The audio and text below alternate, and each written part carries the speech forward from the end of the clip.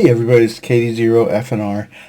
Just wanted to make a little quick video on how to save your scores in the link on the Project TouCans Ham radio exam. So I'm about to answer the last question on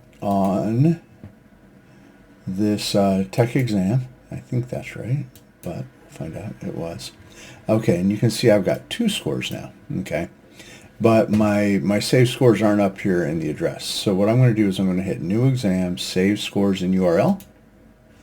Now my save scores are in the address. So this big hash out here is a lot of statistics about my scores in the exam and so on. And so now if I take this entire hash, copy it, and paste it into another tab, then with no logons or anything else, there are my scores.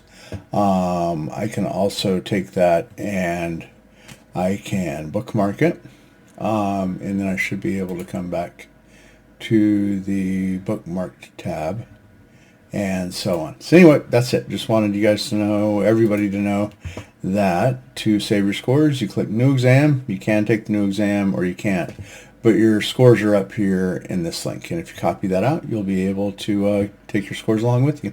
Okay, have a good morning, everybody. 72 is the KD0FNR. Dun dun dun dun Toucan radios! Woo! Oh yeah! Oh!